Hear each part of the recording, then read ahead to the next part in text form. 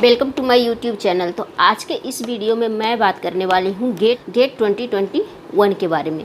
तो जैसा कि आप लोग सभी जानते हैं, इस बार गेट 2021 का एग्ज़ाम दे सकते हैं, मतलब एक साल में 2 पेपर का एग्ज़ाम दे सकते हैं। ये मतलब गेट का जो इतिहास रहा है उसमें जब से मैं गेट को जानती हूँ तो ये गेट में शायद पहली बार ऐसा हुआ है कि एक साल में कैंडिडेट मतलब 2 पेपर में अपीयर हो सकता है गेट में। तो स्टूडेंट्स के लिए जो गेट की तैयारी कर रहे हैं, तो बहुत सारे स्टूडेंट्स के मन में ये कन्फ्यूजन होगा। बहुत सारे स्टूडेंट्स कन्फ्यूज्ड हो रहे होंगे कि अगर 2 पेपर हम लोग लेते हैं तो 2 पेपर में अपीयर मतलब 2 पेपर का तैयारी करना होगा। तो मैं यहाँ पे आज कुछ डिस्कशन करने वाली हूँ इसी के बारे में।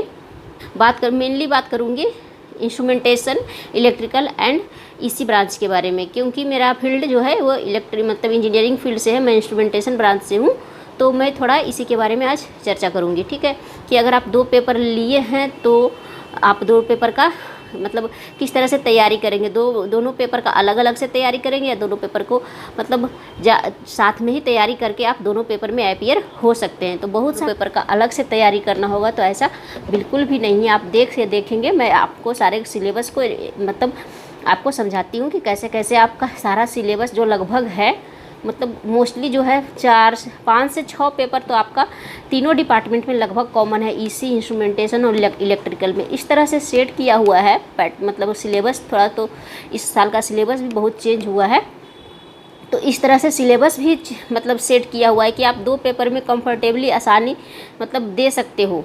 जैसे मैं दिखाती हूँ कि आपका पेपर कॉम्बिनेशन किस तरह से है। तो अगर हम लोग पेपर कॉम्बिनेशन की बात करें तो यहाँ पे आप देख सकते हैं कि कौन से स्टूडेंट्स का, और यहाँ है आपका सेकेंडरी पेपर। ठीक है, आप ले भी सकते थे और नहीं भी ले सकते। तो जो स्टूडेंट्स पेपर ले लिए हैं उनके लिए ये है। ठीक है, तो जैसे आपका इलेक्ट्रिकल ब्रांच है, ठीक है, तो आप इलेक्ट्रिकल ब्रांच आप इलेक्ट्रिकल ब्रांच के हैं, अगर आप इलेक्ट्रिकल को प्राइमरी पेपर रखते हैं तो आपको सेकेंडरी पेपर इंस्ट्रूमेंटेशन ले सकते हैं। ठीक है, तो यहाँ पे ऐसा नहीं है कि आप इंस्ट्रूमेंटेशन लिए तो फंस गए, ऐसा कुछ भी नहीं है, क्योंकि ये सिलेबस इस तरह से बनाया गया है कि 50% से ज़्यादा सिलेबस आप लोगों का मैच कर रहा है एक दूसरे डिपार्टमेंट से। और सेकेंडली बात कर लेते हैं ईसी डिपार्टमेंट की। यहाँ पे ईसी डिपार्टमेंट, तो ईसी डिपार्टमेंट के जो स्टूडेंट्स अपना मेन पेपर ईसी रखते हैं तो सेकेंडरी पेपर अपना से इंस्ट्रूमेंटेशन भी ले सकते हैं और फिजिक्स भी ले सकते हैं। ठीक है, तो फिजिक्स का तो मुझे ज़्यादा पता नहीं है, बस इंस्ट्रूमेंटेशन का जो सिलेबस है और इसी का सिलेबस है वो भी लगभग मतलब बहुत सारा सिलेबस सेम है, तो घबराने की कोई ज़रूरत नहीं है। नेक्स्ट हम लोग देखते हैं इंस्ट्रूमेंटेशन ब्रांच का। तो इंस्ट्रूमेंटेशन के जो स्टूडेंट है वो इंस्ट्रूमेंटेशन में अगर इंस्ट्रूमेंटेशन को प्राइमरी पेपर मानते हैं तो वो ईसी में भी अपीयर हो सकते हैं और इलेक्ट्रिकल में भी अपीयर हो सकते हैं और फिजिक्स में। तीनों में से किसी एक पेपर को आप सेकेंडरी पेपर ले सकते हैं, ईसी को भी, इलेक्ट्रिकल को भी और पीएच को भी। ठीक है, तो ये था कि मतलब सब्जेक्ट कॉम्बिनेशन, पेपर कॉम्बिनेशन की कौन सा डिपार्टमेंट अगर प्राइमरी डिपार्टमेंट है तो उसके साथ सेकेंडरी डिपार्टमेंट कौन सा आप चूज कर सकते हैं। अगर आप चूज कर लिए हैं, ठीक है, सपोज आप इंस्ट्रूमेंटेशन से हैं और इसी ब्रांच चूज कर लिए हैं या इलेक्ट्रिकल चूज कर लिए हैं, ठीक है, और अगर इलेक्ट्रिकल है तो इंस्ट्रूमेंटेशन चूज कर लिए हैं और ईसी है तो इंस्ट्रूमेंटेशन चूज कर लिए हैं, तो इसके बाद अब क्या करें, किस तरह से तैयारी करें, किस तरह से। अब हम लोग सिलेबस को कंपेयर करते हैं। सबसे पहले हम लोग देखते हैं इंस्ट्रूमेंटेशन का सिलेबस। ठीक है, तो 2 सिलेबस, एक तो सबसे फर्स्ट बात कर लेते हैं आप जनरल एप्टीट्यूड, जो 15 मार्क्स का रहता है, वो सब सारे डिपार्टमेंट्स के लिए क्या है, कॉमन है। तो 15 मार्क्स तो आपका ऐसे ही हो गया, ठीक है, कॉमन। और सेकेंडरी चीज़ है मैथमेटिक्स।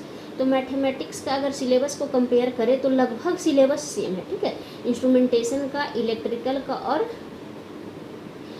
ईसी का, तीनों का लगभग मैथमेटिक्स का सिलेबस सेम है। कुछ टॉपिक इधर उधर है, बट आप देख सकते हैं यहाँ पे सारा चीज़ लीनियर, यहाँ पे है linear algebra, calculus, differential equation, complex variable, probability and statics and numerical method. ये इंस्ट्रूमेंटेशन का है। इसी का एक बार देख लेते हैं। इसी का आप इंजीनियरिंग मैथमेटिक्स का सिलेबस देखते हैं तो यहाँ पे भी linear algebra, calculus, differential equation, vector analysis, यहाँ पे एक ऐड हुआ है वेक्टर एनालिसिस। ठीक है, वहाँ पे ऐड हुआ था न्यूमेरिकल, यहाँ पे ऐड हुआ है न्यूमेरिकल मेथड, तो थोड़ा सा डिफर है। ठीक है, माइनर सा डिफर है, तो इससे कोई दिक्कत नहीं है, आप अपना सब्जेक्ट का तैयारी कर सकते हैं। तो साथ में हम लोग इलेक्ट्रिकल का भी देख लेते हैं। ठीक है, तो इलेक्ट्रिकल में भी लगभग मैथमेटिक्स का भी वही सिलेबस है। तो 2 पेपर तो आपका बिल्कुल एकदम कॉमन है, मैथमेटिक्स एंड जनरल एप्टीट्यूड, जिससे 30 मार्क्स का क्वेश्चन आने वाला है आपके गेट के एग्जाम में। ठीक है, 1-2 मार्क्स इधर उधर हो सकता है, क्योंकि मैथमेटिक्स का इस बार 15 मार्क्स का क्वेश्चन आ सकता है या 13 मार्क्स का क्वेश्चन आ सकता है। तो आपका 30 मार्क्स का क्वेश्चन तो कॉमन है। ठीक है, 30 मार्क्स का सिलेबस तो आपका एकदम बिल्कुल कॉमन है। ठीक है, सारे ये तीनों डिपार्टमेंट का। आगे हम लोग अगर देखते हैं आगे का सिलेबस, ठीक है, तो सबसे पहले जो होता था, पहले जो सिलेबस था, हम लोग स्टार्ट करते हैं सिग्नल्स एंड सिस्टम से। तो ये है इलेक्ट्रिकल का, ठीक है, सिग्नल्स एंड सिस्टम। यह है इलेक्ट्रिकल ब्रांच का सिग्नल्स एंड सिस्टम, जो कि सारे ब्रांच को पढ़ना है। मतलब इलेक्ट्रिकल हो गया, इंस्ट्रूमेंटेशन हो गया और इसी, ये तीनों ब्रांच का मैं मतलब इन तीनों ब्रांच के बारे में मेनली मैं बात कर रही हूँ। तो अगर सिग्नल एंड सिस्टम को देखते हैं तो यहाँ पे भी है continuous time signal, discrete time signal, shifting, scaling, linear time invariant, Fourier transform, jet transform, ये सब लैपलास ट्रांसफॉर्म, एप्लीकेशन। ठीक है, यही सब सारा चीज़ इसमें भी पढ़ना है। अगर ईसीई ब्रांच की बात कर लेते हैं तो यहाँ पे भी देखिए इसमें जोड़ दिया गया है क्या, networks and signal and system. तो यहाँ पे है क्या, नेटवर्क्स का जो है सिलेबस अलग ऊपर दे दिया है एंड सिग्नल्स एंड सिस्टम का सिलेबस नीचे ही दिया है। तो इसमें भी वही सारा चीज़ पढ़ना है, continuous time signal, Fourier series, Fourier transform, jet transform, sampling theorem and applications, ये सारा चीज़ पढ़ना है। यहाँ पे देखिए jet transform, discrete time signal यहाँ पे भी पढ़ना है, सब चीज, फेज डिले, ग्रुप डिले, ये सब थोड़ा सा अलग है। ठीक है, ये इसी का सिलेबस, मतलब सिग्नल सिस्टम का सिलेबस भी लगभग सेम है। यहाँ पे इंस्ट्रूमेंटेशन का भी देख लेते हैं, सिग्नल सिस्टम, तो इसका भी सिलेबस देखिए लगभग सेम है, वही सिलेबस है। Periodic signal, periodic signal, simple, Laplace transform, jet transform, Fourier transform, LT first order system. ठीक है, convolution, correlation, impulse response, frequency response, ये तो लगभग सारा क्या है, सिलेबस सेम होता है। ठीक है, कंट्रोल सिग्नल सिस्टम का। आगे बात कर लेते हैं हम लोग कंट्रोल सिस्टम का। कंट्रोल सिस्टम ये ऐसा सब्जेक्ट है जहाँ से मैक्सिमम नंबर क्वेश्चन इसका आता है।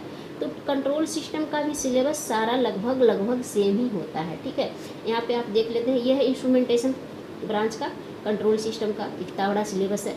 अगर इसी वालों का देख लेते हैं, ठीक है, इसी वालों का कंट्रोल सिस्टम, क्योंकि कंट्रोल सिस्टम एक इम्पॉर्टेंट टॉपिक है जहाँ से मैक्सिमम नंबर ऑफ क्वेश्चन आते हैं। ठीक है, यहाँ पे देखिए सारा चीज़ वही है। ठीक है, LTI system, basic control system, component, feedback, principal, transfer function, block diagram representation, signal flow, transient, steady state analysis, सारा राव थर्विस criteria, Nyquist criteria, Bode roots, phase, lead, lag, compensator, state variable, solution, ये सब। तो ये सारा भी लगभग same है। इलेक्ट्रिकल वालों का देख लेते हैं अगर कंट्रोल सिस्टम, तो इनका भी देखिए वही है।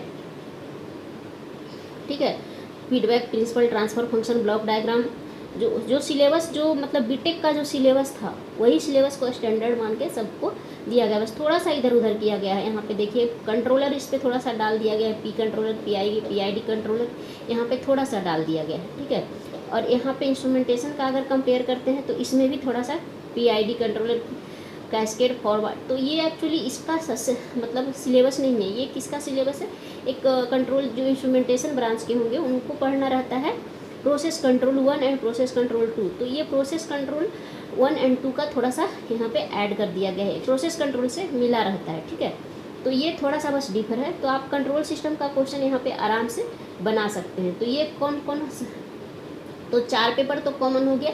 ठीक है, अब बात कर लेते हैं हम लोग इधर नेटवर्क की। ठीक है, नेटवर्क भी लगभग सारे डिपार्टमेंट का कॉमन रहता है। यहाँ पे देखिए, यहाँ पे कर दिया गया है ये इंस्ट्रूमेंटेशन का इलेक्ट्रिकल सर्किट एंड मशीन। ठीक है, नेटवर्क को इलेक्ट्रिकल सर्किट कर दिया गया है और एक मशीन थोड़ा सा इसमें ऐड कर दिया गया है, क्योंकि जो इंस्ट्रूमेंटेशन वाले हैं वो इलेक्ट्रिकल से एग्जाम मतलब अपीयर, उनका सेकेंडरी ऑप्शन इलेक्ट्रिकल है, इसलिए सेकेंडरी ऑप्शन इलेक्ट्रिकल भी है और ईसी भी है। तो थोड़ा सा सिलेबस इसमें ईसी वालों का डाल दिया गया है और थोड़ा सा इलेक्ट्रिकल का एडिशनल दे दिया गया है, मतलब इलेक्ट्रिकल सर्किट एंड मशीन। तो मशीन का थोड़ा सा पार्ट इसमें ऐड कर दिया गया और जो नेटवर्क का था वो तो है ही। तो जो नेटवर्क का सिलेबस जो हम लोग पढ़े थे वही यहाँ पे सिलेबस है, voltage source, current source, independent, dependent, ये RLC सर्किट, मैक्सिमम सारा थ्योरम्स जो वही है, सारा थ्योरम्स है और यहाँ पे देखिए रेजोनेंस वगैरह सब वही है, एक्टिव फिल्टर, पैसिव फिल्टर, ये सब है। ये 2 पोर्ट नेटवर्क भी एक इम्पॉर्टेंट टॉपिक है यहाँ पे। तो ये जो है ये कौन सा सिलेबस है आपका, ये है नेटवर्क का सिलेबस। अगर इसी वालों को देखते हैं तो यहाँ पे सीधी दे दिया गया होगा नेटवर्क, ठीक है, इलेक्ट्रिक डिवाइस नेटवर्क। यहाँ पे क्या कर दिया गया, नेटवर्क सिग्नल्स एंड सिस्टम, मतलब ये ऊपर का सिलेबस जो है नेटवर्क का है। देख सकते हैं यहाँ पे circuit analysis, node analysis, mesh analysis, सारा थ्योरम, सुपरपोजिशन, थेवेनिन, नॉर्टन्स, रिस्पैरिटी, जो सारा थ्योरम हम लोग पढ़े, maximum power transfer, time and frequency domain, RL circuit, RLC circuit, तो सारा लगभग सेम है, ठीक है। 2 port network, star delta transformation, तो नेटवर्क का भी सिलेबस सेम है। इलेक्ट्रिकल वालों को भी आप देख सकते हैं। इलेक्ट्रिकल वालों का नेटवर्क देख सकते हैं, यहाँ पे होगा इलेक्ट्रिक सर्किट, यहाँ इलेक्ट्रिक सर्किट करके दिया गया, ठीक है। सर्किट थ्योरी में यहाँ इलेक्ट्रिक सर्किट करके दिया गया, तो यहाँ पे भी देख सकते हैं केवीएल, केसीएल, यहाँ पे RLC, Norton's theorem, superposition theorem, maximum power, transient, AC DC network, तो लगभग सारा सिलेबस कॉमन ही है, ठीक है। तो आप इतना सिलेबस देख सकते हैं। एक बार आप डिजिटल इलेक्ट्रॉनिक्स पे भी नज़र डाल लेते हैं, ठीक है। डिजिटल इलेक्ट्रॉनिक्स का सिलेबस यहाँ पे है, आप देख सकते हैं, ये है इलेक्ट्रिकल वालों का। तो इलेक्ट्रिकल वालों को डिजिटल इलेक्ट्रॉनिक्स हाँ थोड़ा सा दिया गया है, एनालॉग एंड डिजिटल इलेक्ट्रॉनिक्स देख सकते हैं यहाँ पे, ठीक है। एनालॉग यहाँ पे, डिजिटल इलेक्ट्रॉनिक्स थोड़ा सा यहाँ पे कम कर दिया गया है और एनालॉग थोड़ा सा दिया गया है। तो डिजिटल इलेक्ट्रॉनिक्स बस का सिलेबस भी थोड़ा कम कर दिया है, ये लगभग सेम ही है। इसी वालों का देख लेते हैं, तो इसी वालों में डिजिटल इलेक्ट्रॉनिक्स, डिजिटल सर्किट थोड़ा बड़ा है सिलेबस, ठीक है। यहाँ पे ये इसी वालों का सिलेबस है डिजिटल इलेक्ट्रॉनिक्स का। इंस्ट्रूमेंटेशन वालों का देख लेते हैं, तो इंस्ट्रूमेंटेशन वालों का देखिए डिजिटल इलेक्ट्रॉनिक्स इतना बड़ा सिलेबस है, तो लगभग सिलेबस मतलब सेम ही है, मतलब क्या 50% से ऊपर सिलेबस आपका मतलब सेम है। कौन कौन सा सब्जेक्ट आप देख लो, सबसे पहले तो आपका जनरल एप्टीट्यूड हो गया, मैथमेटिक्स हो गया, network, signal system, control system, digital electronics, ये 6 सब्जेक्ट आपका बिल्कुल कॉमन है, ठीक है। तो अगर आप घबरा रहे हैं कि अगर हम लोग 2 पेपर में अपीयर होने जा रहे हैं तो 2 पेपर का हम लोगों को अलग से तैयारी करना होगा, तो ऐसा कीजिए, अब बिल्कुल टेंशन नहीं है। अब अपना जो प्राइमरी सब्जेक्ट लिए हैं उसी का तैयारी करें, उसी से आपका दोनों सब्जेक्ट का तैयारी हो जाएगा, ठीक है।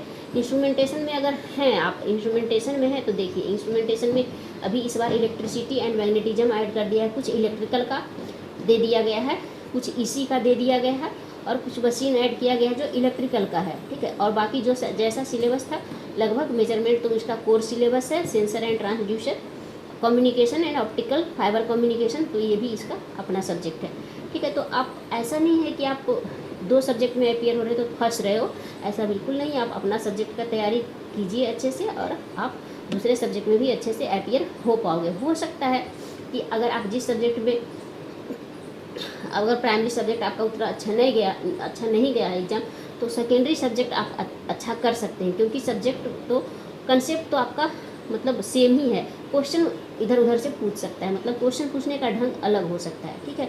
तो ये एक छोटा सा वीडियो था मेरी तरफ से। क्लियर हो रहे हैं तो बिल्कुल डरने की ज़रूरत नहीं है। आप अपना प्राइमरी जो सब्जेक्ट है उसका तैयारी अच्छे से कीजिए, सेकेंडरी सब्जेक्ट का तैयारी अपने आप हो जाएगा, ठीक है। तो अगर ये था एक छोटा सा वीडियो, अगर वीडियो पसंद आया है तो वीडियो को लाइक कर दीजिए, चैनल पर नए हैं तो चैनल को सब्सक्राइब जरूर कर ले। तो मिलते हैं नेक्स्ट वीडियो, तब तक के लिए बाय बाय।